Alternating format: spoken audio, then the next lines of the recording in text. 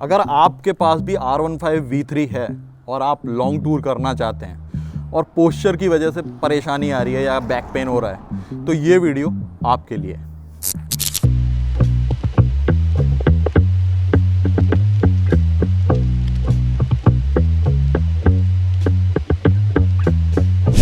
तो जिन भी मेरे मतलब भाइयों के पास या बहनों के पास R15 V3 है और काफ़ी पहले की है, तो V3 में क्या है कि V3 का बहुत ही एग्रेसिव पोस्चर होता है। जिनके पास है वो ऑलरेडी जानते हैं। अब क्या है कि वो अगर इस पोस्चर को चलाते चलाते मतलब अब उनका पेट भर गया है एक स्पोर्ट्स बाइक से, अब वो शिफ्ट करना चाहते हैं एडवेंचर बाइक पे फॉर लॉन्ग टूरिंग राइड, तो उनको क्या भाई, अगर जिनका बजट अलाउ नहीं करता है कि भाई दूसरी बाइक लें, हर मिडिल क्लास फैमिली का बजट अलाउ नहीं करता है, उनके लिए क्या है कि थोड़े बहुत चेंजेस करने हैं इस बाइक में और ये आपको ऑलमोस्ट एक टूरिंग बाइक का फील आराम से दे देगी। तो उसके लिए मैं कुछ चीजें बताने वाला हूं, ज्यादा बकवास नहीं करेंगे, सीधा पॉइंट पे आएंगे। पहली चीज तो है इसका हैंडल, जो इसका सिटिंग पोस्चर है वो आपको चेंज करवाना है। वो कैसे चेंज होगा? अगर आप R15 V3 के ओनर हो तो आपको सिटिंग पोस्चर पता होगा, और जो मैंने हैंडल चेंज करवाया मेरा सिटिंग पोस्चर क्या आता है वो मैं आपको दिखा देता हूं। वो ये आता है, ये लाइक दिस।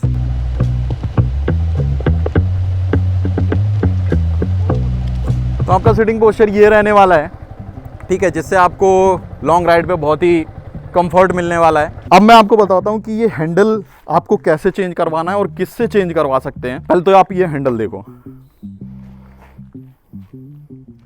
ये हैंडल मैंने करवाया है।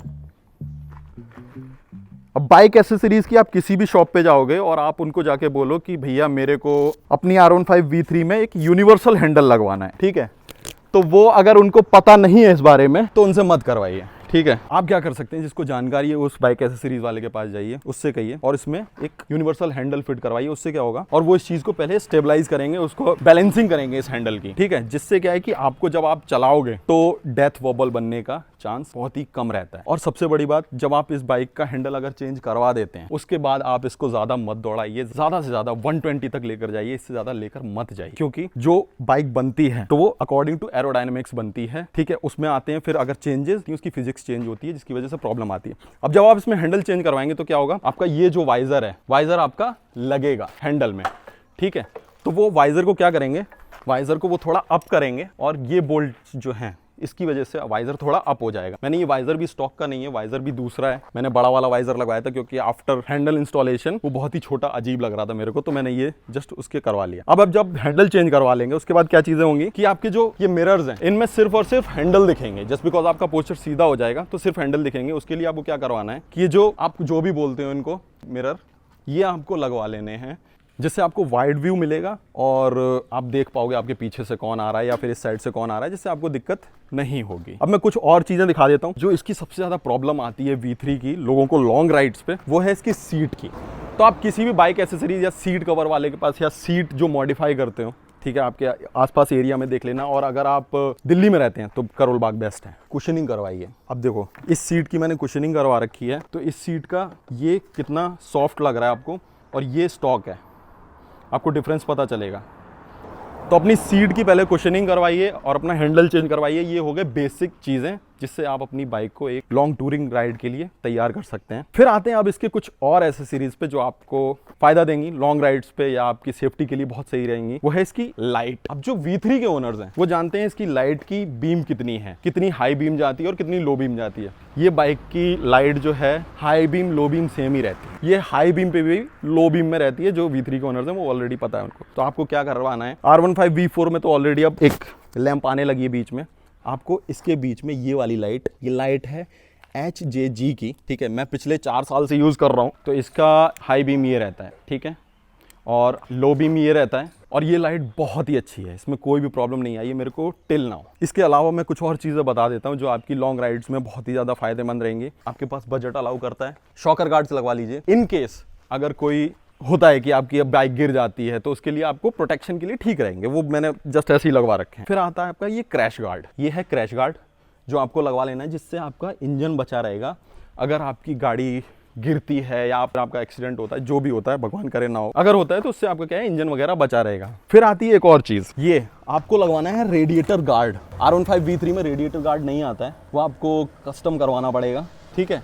तो ये रेडिएटर गार्ड लगवा लेना, इससे क्या है कि आपका रेडिएटर थोड़ा बचा रहेगा। जो छोटे छोटे कंकड़ होते हैं ना, वो जब आपके रेडिएटर में लगते हैं वो आगे चल के प्रॉब्लम करते हैं, इसलिए आपको रेडिएटर गार्ड लगवा लेना है। ज़्यादा खर्चा नहीं है, 400-500 का आता है, आराम से लग जाता है। फिर आते हैं अपनी और बाइक को और थोड़ा टूरर लुक देने के लिए सैडल स्टैंड।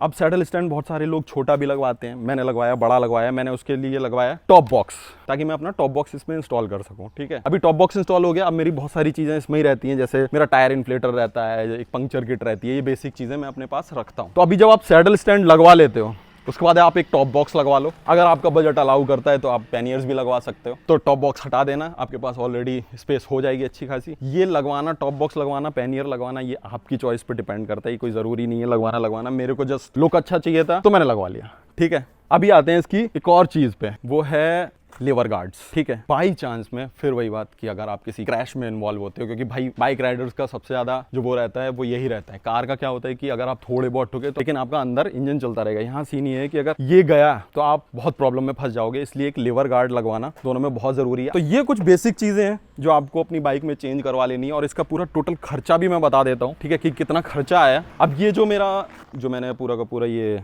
हैंडल लगवाया है 3000 का विद इंस्टॉलेशन, 3000 में उन्होंने इंस्टॉल भी किया, हैंडल भी लगाया और सारी चीज़ें अब करी हैं। क्योंकि बाइक जब हैंडल ये वाला लगता है तो वो ऑटोमेटिकली शॉकर्स के यहाँ से लेकर ऊपर की तरफ लेकर आते हैं, तो वो और आपका पोस्चर सीधा हो जाता है। ठीक है, आपको करोल बाग में अगर करवाना हो तो बहुत सारे हैं जो करते हैं बंदे, आपको भी पता होगा, नहीं तो मैं नाम बता देता हूँ। एक SKD है, एक आकांक्षा एसेसरीज है, ये लोग हैंडल इंस्टॉल करते हैं। फिर आता है आपका ये खर्चा हो गया 3000 का। फिर आते हैं आपके ये लीवर गार्ड्स, ये मैंने पड़वाए थे करीब 800-900 के आसपास के।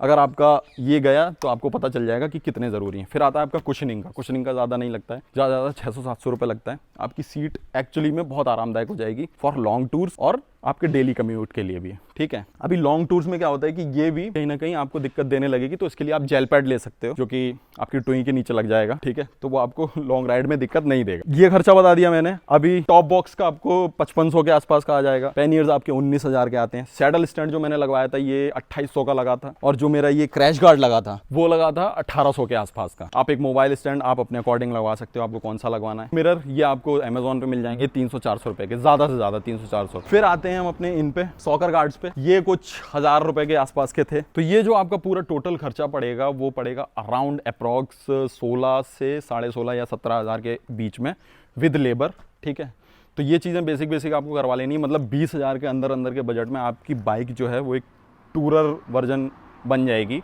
ऑलमोस्ट, जिससे आपका क्या है कि आप 2-3 लाख की बाइक लेने से बच जाओगे।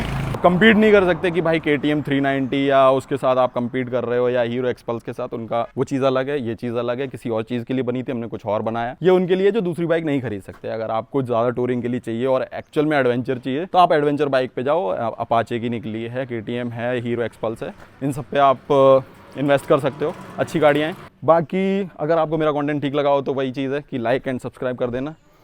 बाकी मिलते हैं अपनी अगली वीडियो में।